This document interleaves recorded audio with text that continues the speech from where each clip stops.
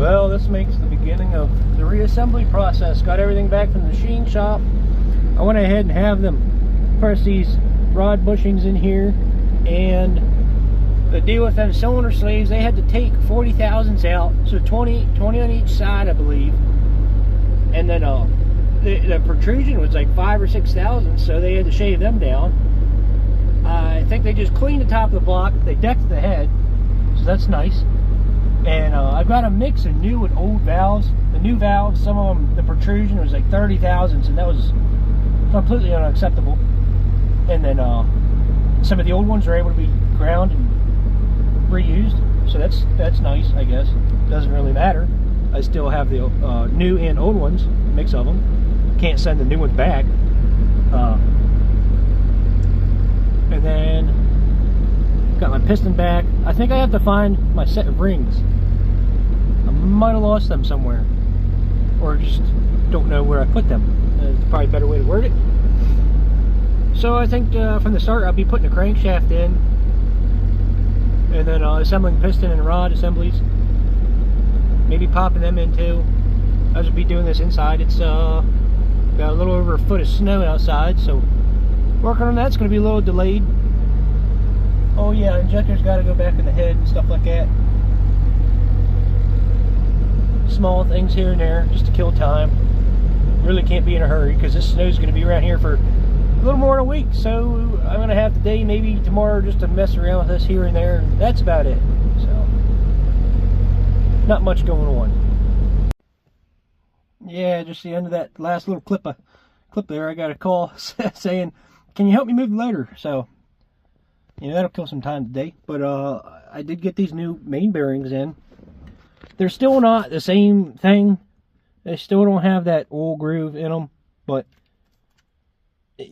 and plus the other hole, or does it? No, yeah, no, it doesn't. But they look like they'll fit. You know, if this thing's gonna, you know, if they're gonna fit right and the crank's gonna spin correctly by hand, then I'm gonna use them. If not, the old ones are going back in. I really just don't care that much. So let's get after it. Might as well take a look at what's going on here at the cylinder head. They did a pretty good job cleaning this up and putting them new valves in and a mix of the old ones. I mean, new. Yeah. Okay, cool.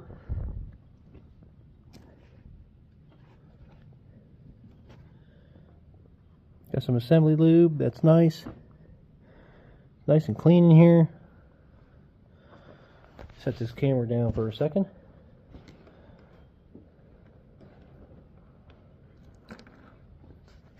All the keepers are in place like they should be. It's nice and clean up here. Got the new boots on there. Spinning around again. Look at where our injectors go.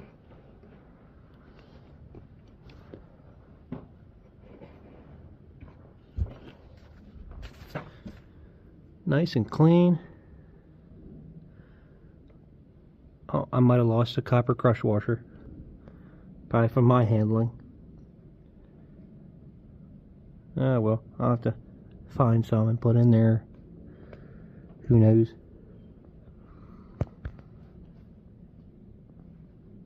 Just nice and clean. I'll go ahead and grab the block here and put it on the rolly cart and we look at that. And see a little bit of cruddy stuff in there, but it's not a big deal. Probably pretty difficult to get this cleaned out.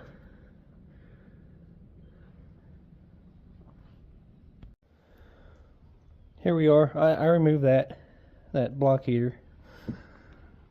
Now I have to put a new one in. I just got to measure it up and order one.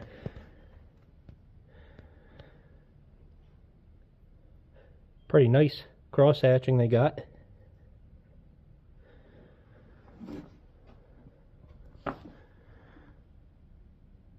Pretty sure they cleaned these gasket surfaces up. That's nice. Got a couple new freeze plugs here and there. Here's the serial. I think they cleaned that up too.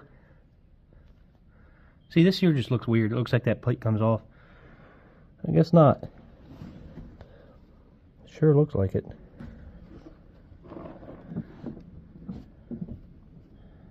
So our oil pump would go. Oil filter housing. Guess that's for their own reference. Nice and clean back here. Slip this thing over and look underneath, inside. Oh yeah, nice and clean. Better than all that sludge in here. Now if I remember, that camshaft, you gotta pull the cam to get the lifters out. I have to look back or just look at it and mess with it. Pretty sure. So I think I gotta pop them in and then put the cam in. We'll get to that point. Go ahead and get this crankshaft in here, and gotta make sure our oil lines are lined up. This here's got the thrust washer, thrust bearing. So I have to put that in there and check our in play and make sure that's right. Make sure it's snug. It you know, couldn't feel any movement with your hand.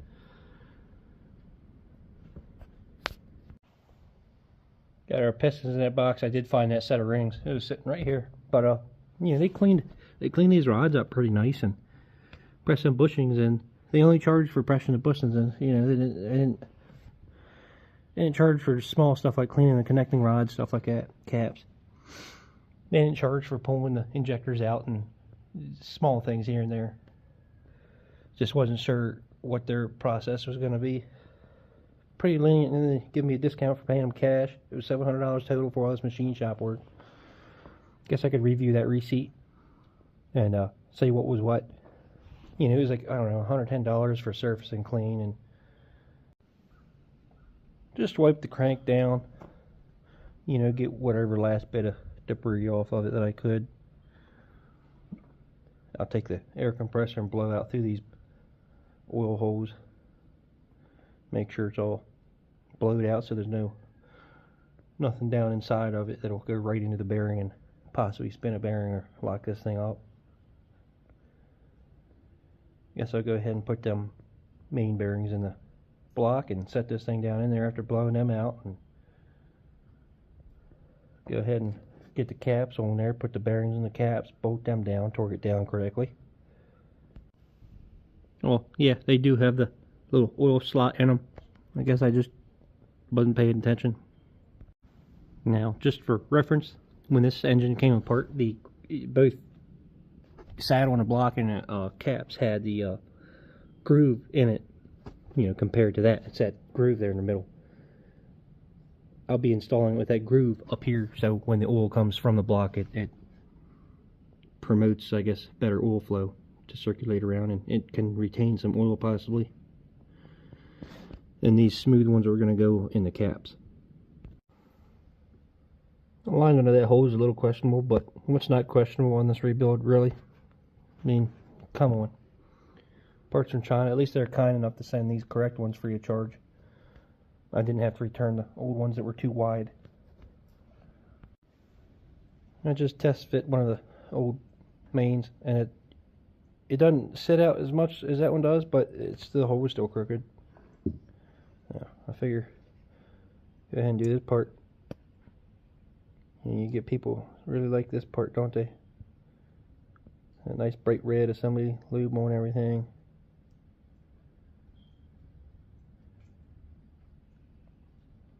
Might not be getting to watch this. I might have to put this phone down. Nice and stringy. Got them thrust bearings in there. I mean, that's just how they are. They just sit in there. There's not. I thought there were more in that pack for different sizes, but that's just all it is. Go ahead and I'll put these other mains in the caps and clean. I got to clean them caps up first. They're still all gooped up. Set them on here, just snug them up and spin the crank, and then I'll tighten one at a time and to the proper torque spec and in the proper sequence, and feel this crank. You know, I should be able to spin it nice and smooth by hand. I'm just going to have some resistance with that essentially snot, but for this cap that has a thrust washer and a thrust bearing, these slots do face the crank. That's how it is in the saddle as well. I'm assuming so. Oil seeps out of here and goes through here, and it's got some positive oil on the crank side. Since this bearing is stationary, it stays right here. It's even got this locator tab on the cap, not the saddle or the block. And it will have that oil go around here, go on the crank. Nothing's torqued down yet, but they're just snugged up. You know, a little tug on them. Got plenty of that assembly lube. See, it's already come out of that this front journal down to the cam bearing. Probably done the same on the back, but there's a freeze plug in the way. You just can't quite see it yet. It's already done it there. Oh, that's right, there's not a cam bearing there. Little goofy engine. Oh, it's already coming out of that journal there. See about these other ones. Probably just pour some down in there anyhow. Let it drain in there. Why not? It's not going to hurt nothing. You know, the crank's installed, it spins freely. Now it's time to start putting these pistons together and putting the connecting rods on them the correct way and making sure everything's facing the right way. So I'll take another look at the manual that I have on my phone of it, and that's what we'll start doing. And just for reference, this is why you sometimes save your old parts. Looking back, you know what's going on.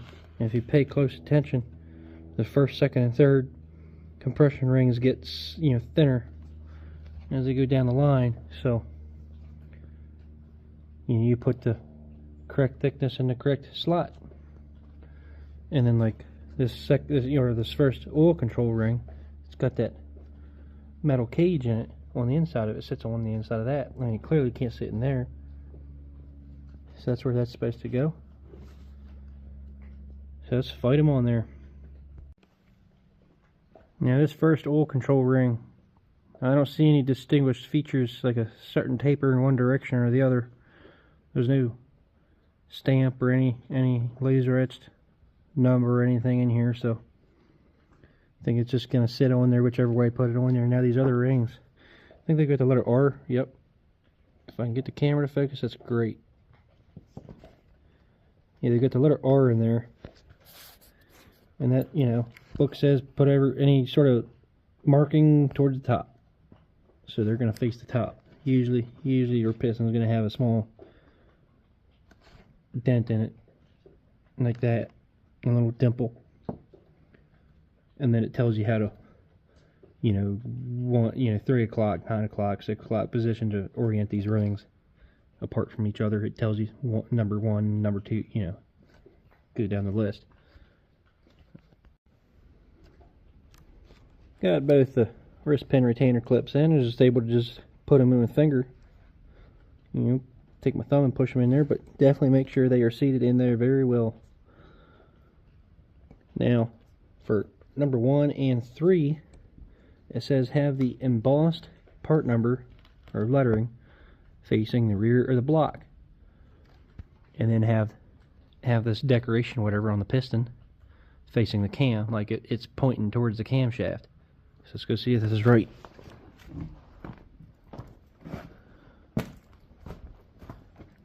So here's the back of the block. Nope, I think I did it wrong. Camshaft's not on this side, is it? Did it wrong. Guess I'll pull that out. That's why you double check.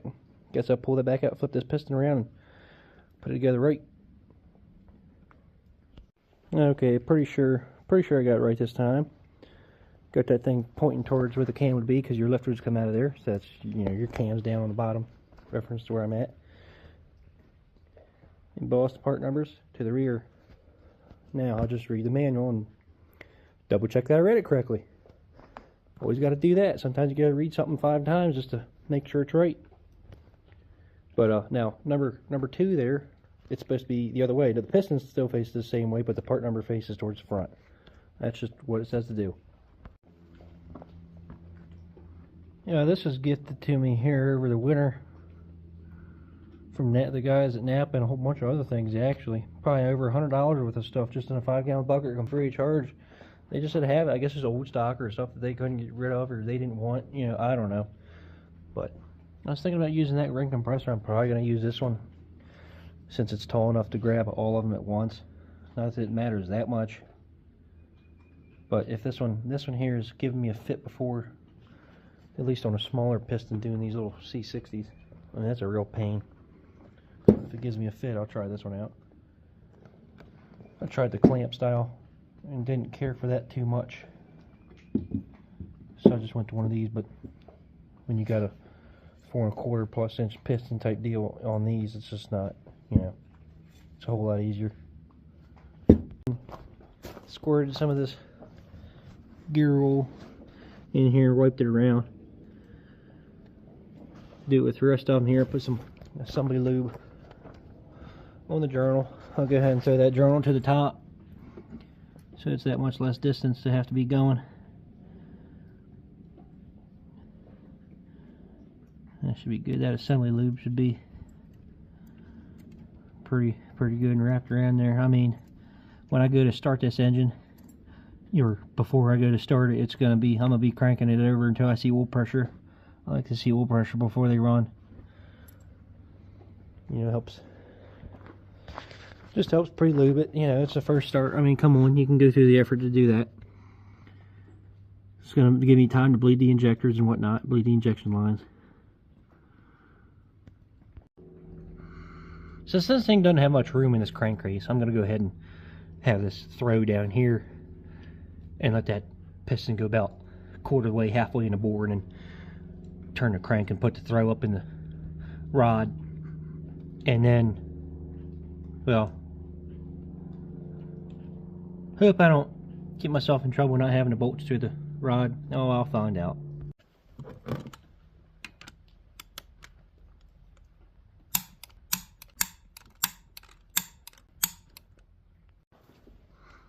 Well, I kind of messed up. I said I had 2 new glow plugs, and there's one working. It was like $52 or $53.50 for 2 of these. Well, you can clearly see that package is wrong, and I pulled it out just to double check. Yeah, the part number for these is Y-103V. It's an NGK brand. I mean, this is NGK, but this is the part number that I think Messic's website gave me for the glow plug. It's supposed to be in this 284 diesel. And I just called Napa up and said, hey, you can cross-reference this, whatever you got. No big deal. Thankfully, 3 of these are cheaper than 2 of these. These are like $13 a piece. These are, you know, these are $53.50 or whatever, $52.50 for the 2 of them. Guess that's cool with me. Got to go up there anyhow, get these filters for this thing anyhow. They have them in stock, so. Well, it's all torqued down to spec. I think these little bolts here and whatnot, that's 40 foot-pounds, and then these are, I believe, 135. I don't know, I got this cheesy torque wrench. Not a fan of that thing. Then I got this nice one. This is nice. Little snap-on 3/8 drive. I had a 1/4 inch drive. I don't know what happened to it. Probably lost it for the 5th time. I might pick up more assembly lube, might not. Just see what the price is. Gonna need it one day anyhow, so. Might as well get that. Price of everything's going up and the dollar's crashing. Probably go ahead and do front and rear seals, replace them, make sure they're the right thing in the housings.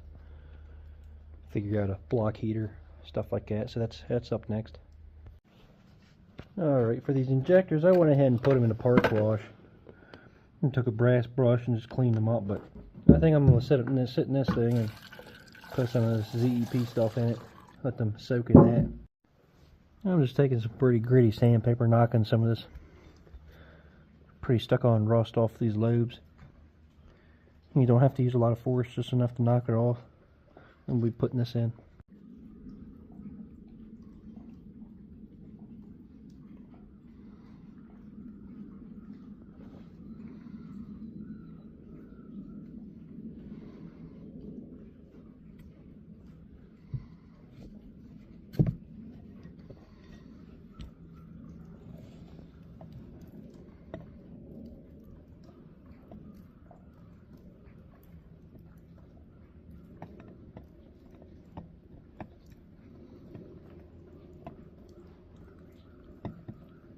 Wait, we forgot something. The goofy lifters have to go in from the crank from the bottom here. Oops. Here we go. Finally found the magnet. These got to go in from here.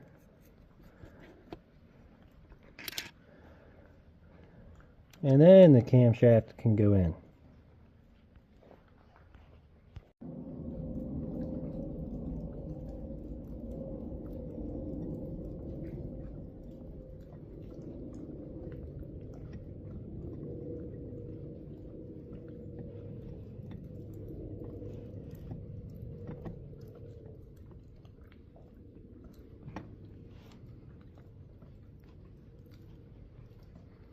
Perfect.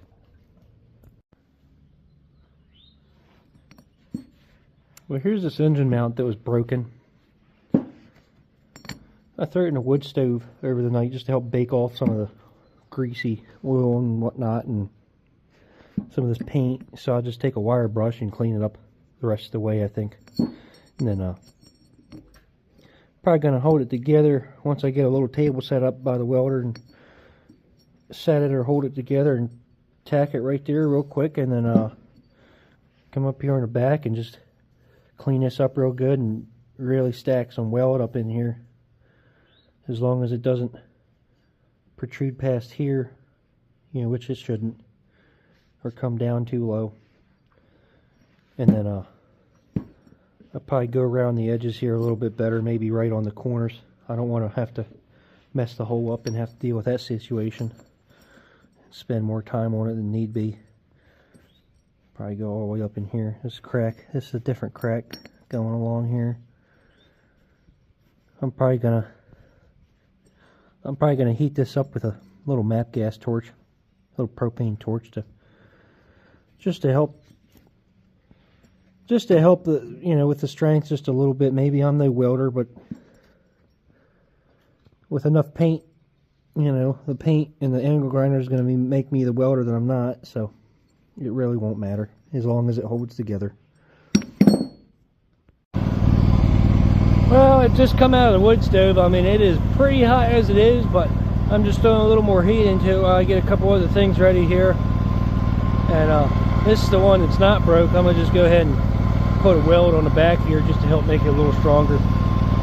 You know, I just feel like that's the right thing to do since I'm already out here as a welder.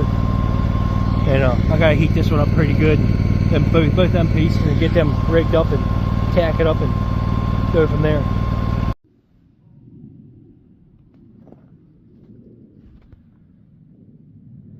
Sometimes you just gotta get a little creative to install a seal. I'll probably let it sit like that for a little bit. Well, a few more things are together. Got the wool filter base on in the rear main housing, and then we don't have the new seal, so just gonna run with that one.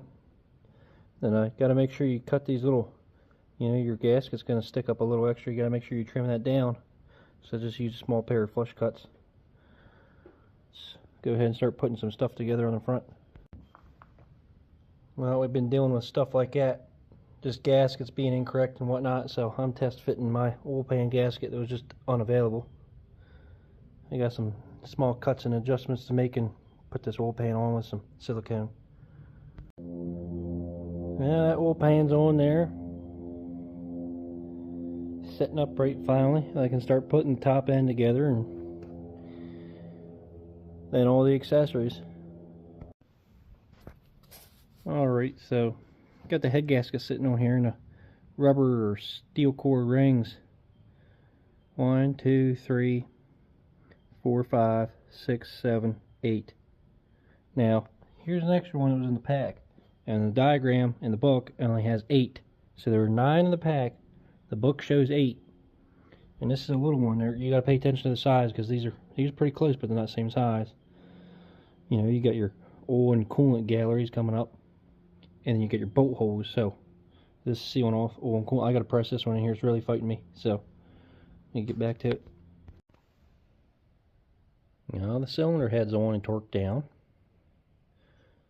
It's just a 2-step sequence. Look at this. This is just, you know, you don't get better quality than that, right? You know, I get they can stick out just a little bit, but geez, you know, the rubber there, the silicone in they had there, it's, oh well. Guess we'll put this oil filter on before something gets stuck down in there, falling in there.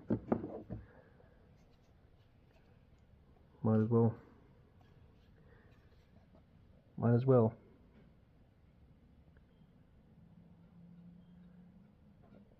That O-ring will not bunch up.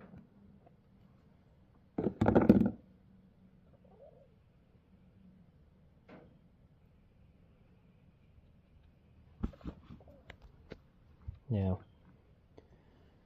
this is a Wix part number, 51512. Now, here's the Napa part number, 1512. This is in a Napa box. Got it from Napa. Doesn't really matter.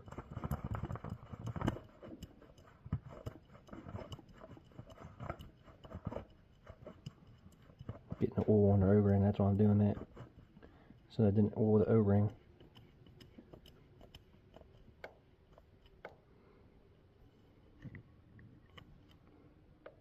That's tight enough. Well, I got my own little oil pressure gauge set up here. Still have the normal pressure sensor. I just got to put that plug back in. We can't use those spots because that drive, that PTO drive for the pump is in the way, and there's just no room there. And I think that one's also blocked up by it. And that one's specifically for the feed to the injection pump. Alright, might as well throw a little extra oil inside this injection pump. Then turn it over and get number 1 top dead center. Or, you know, number 1 on firing, so when you time it up here, it'll be correct, hopefully. So just to be a little more clear, the Y, and there it's meshed up with the other ones. That's about, you know, 1 o'clock position. If you look in here, the keyway is also 1 o'clock position, you know, assuming you're looking from the front, if you could see it. And the plunger for number 1 is going to kick over next. You know, number 1 is going to fire next up front here. No idea where we left off. I didn't look, but finally got this thing timed. You know, the pump's got the keyway, and here's our timing marks, the Y's and then the other Y, or X, whatever it's supposed to be. I did have to bar the engine over in the way that it runs, and then put this gear on, because I could not get the pump turned, you know, far enough to put this housing on, this here gear on, and then got it on. You know, I put a little mark here just in case I thought I was going to lose time or whatever, and I can count how many teeth over I go. I think it was like 4 or 5, a little more than I thought it was going to be. And then this finally fit on, and then I backed it up, and I was off like 1 tooth, so I changed it again, did the same process again, and then now I'm where I'm at. So next step here, I think. Oh, I'm not sure if I showed that. I probably did. Anyhow, next step. You know, our rocker assembly and push rods and whatnot. Go ahead and get that stuff on, get the valve cover on, get this thing sealed up that much more. Might as well finish off this bottle of assembly lube. Really get everything all covered up here, because why not?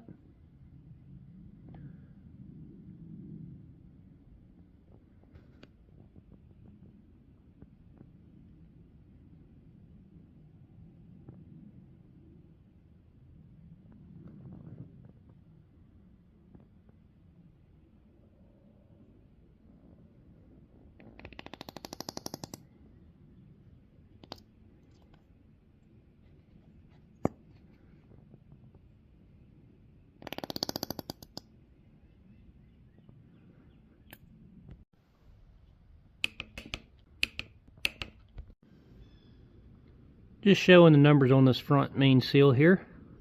It's the size, and I'm guessing that's a part number. It's NAK brand, and there's just 3 there. Now this tack drive gasket that's going to go here, I'm not going to put the spray on. Probably a good idea to not put the spray on, a copper spray or any sort of silicone on it, in case you got to pull it back off and do some timing adjustments or whatever it might be. You know, it's probably just best, you know, get the thing running right and whatnot, and make sure you have it adjusted the way you want it, and then if you're really worried about it, pull it back off and spray it and then put it back on. So I just found the bolts for it. I've been looking for them. They're just in the cup, you know, with the injection pump stuff, and I'll go ahead and put that on there. Alright, so here's something else that, you know, is probably the right thing to do. Got these little bolts running all the way through the fan hub and the front fan water pump pulley into there. So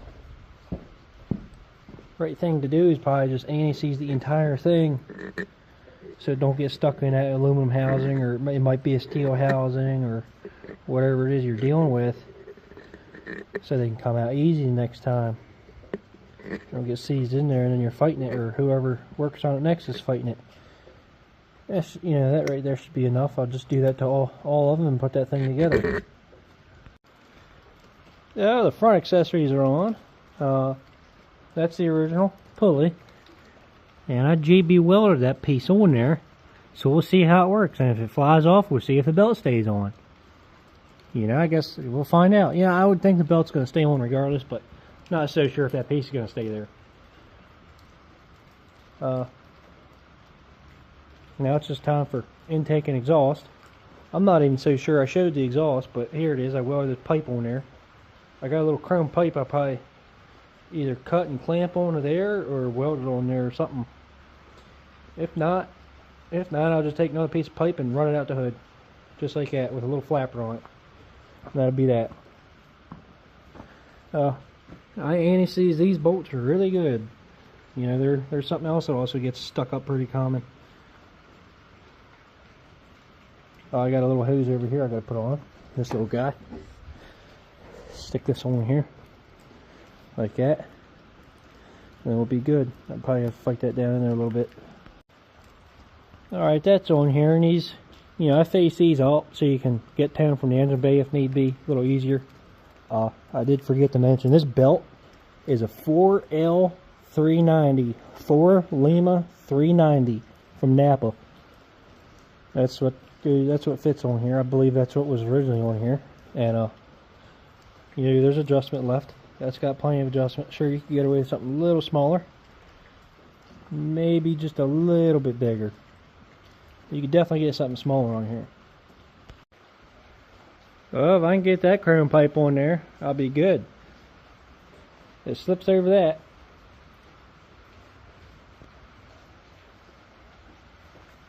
I think it fits the tractor pretty well. And I'll be looking at it just about like this. It actually set up a little taller. It's a pretty heavy pipe. So cutting it and crimping it on there might not work. That's, you know, maybe you just have to be cut pretty long and crimped up on there. Now the crankcase breather housing here originally seemed to have a gasket on it, but put an O-ring on there that was in the kit, and here we are. Got the exhaust and intake on. So this thing's just about ready to drop in the frame rails. Well, here's this Hastings filter, FF887. A little bit of rust in there, and part of the O-ring stuck up on there. But this should match with this Napa brand here. 3386. It looks a little shorter, about a little bit. We'll see if it threads up on there. Looks to be about the same, so we'll find out. 3386 is on there. I'm gonna go ahead and probably get another 51 512 or just a 1512. Depends on what they have. For after the break-in process, change the filter again and really look at the oil when we drain it, and go from there. Yeah, new thermometer's in and a little light is wired up, so when you turn the key on, light comes on. Well, here it is, all but some bell housing bolts and hooking everything else up. It's together. It went together pretty easy. Couldn't really ask for a better spot for the oil pressure gauge. I mean, maybe if it had a 90 and stuck out a little farther. It's not bad. Here it is. Get the starter on and finish it up. Put the radiator on and all that. Making progress. Alright, what I made up here is our fuel return line. So I put this little clear inline filter just so we can see what's going through it. See, you know, if there's any air going through. If there's a constant stream of air, we might have an air leak somewhere, or maybe that filter's passing dirt through something, but it's just a little extra. It's not going to work. Gotta move that or something. That should solve that problem. Maybe I can make a little bracket coming off the side of the hood for it. I mean, I could just drill a hole in the dash and get a longer hose. I don't know. That's how to do it. Chrome pipe. Now, everything here is tidied up for the most part. Line's back on, fuel pump back on, other than putting a fuel pump line on there. I had to mess with this and that for a bit. But this here, that cup that sits behind there has the spring in it. Goes through there, and then it's supposed to return it to this position, but this here is a little too tight, so you have to mess with that for a little bit. So yeah, I gotta take the water pump off. It's leaking right there. I think more than just there. Rather annoying. Better not leak this time. There is a gasket in there, by the way. Whatever. Alright, all this is wired up, I think, correctly, and the new starter is a little different. I have to take that drain plug off. Let's find out. I have to touch the ground. It must be right. First time turn the key on, let's hope something works. Good pump running, let's turn the fuel on. Fuel's on.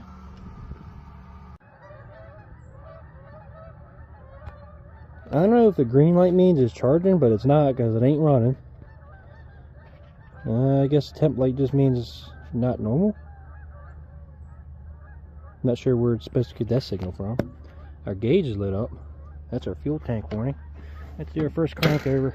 Just bump it. How about that? Something might be scraping the fan.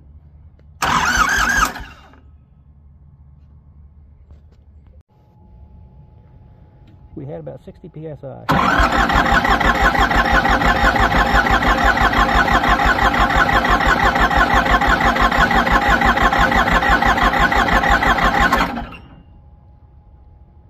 Time to go down there and put the fuel to run position. Minor fuel leak. That just needed snugged up. Let's go ahead and click this into the run position. That should be run. Let's put the socket away. All three were squirting fuel and the air went away. Tighten them up and see if it fires up. Now let's glow plug it. And we'll see if this thing starts. Uh-oh. Oh, that's my glow plug indicator. Never mind.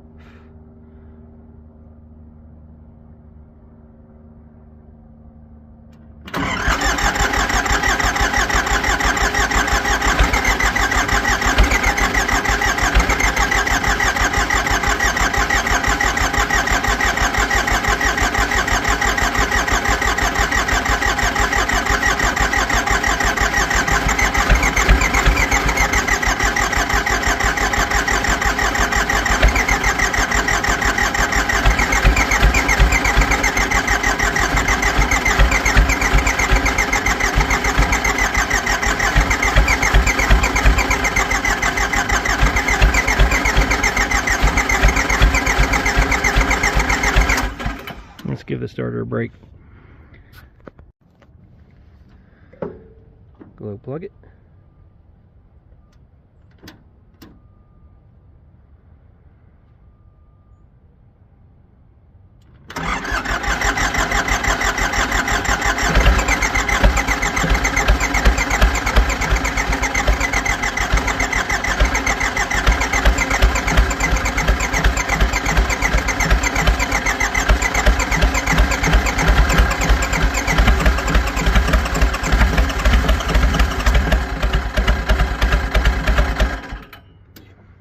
Something grinding on the fan still. Had a little more air once I loosened these up, so let's try it again. I bled more air out, so let's see what we get next. Let the starter cool down a little more again. Glow plug in for a couple seconds. The glow plug indicator resistor is red.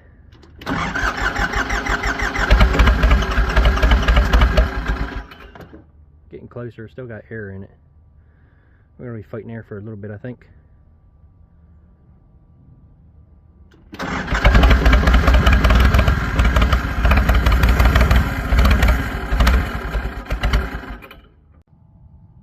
I was bleeding more air as the alternator, thankfully. Good thing it's not the starter. It sure sounded like it. Because I adjusted this fan shroud like 1,000 times, it felt like.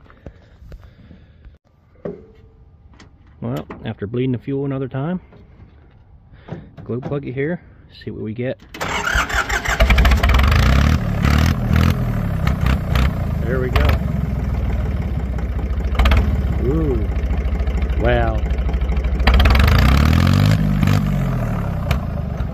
Let's see what our fuel pressure is. That's an idle, we're doing good. I'm not seeing no leaks other than exhaust leak, I think. That's what I thought was smoking earlier. That coolant's from a previous disaster.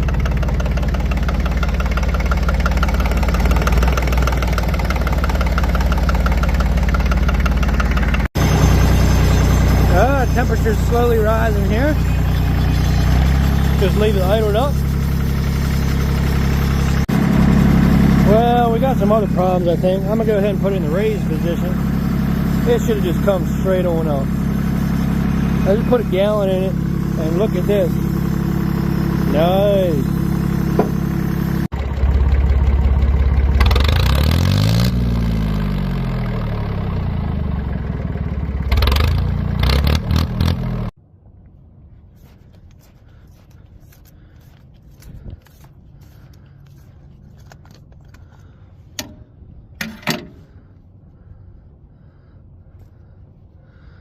The O-ring. Oh, look at that. White paint. This thing's been sitting overnight. You know, that paint would match the wheels.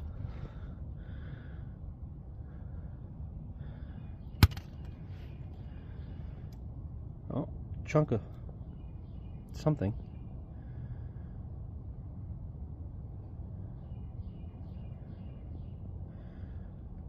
Get this O-ring off of here.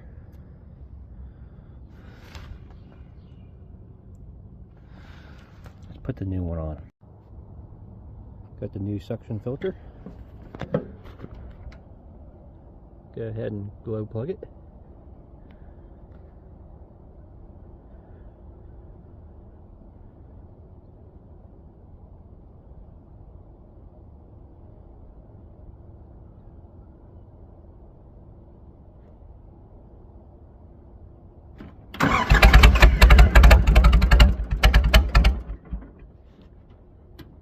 A little cranky.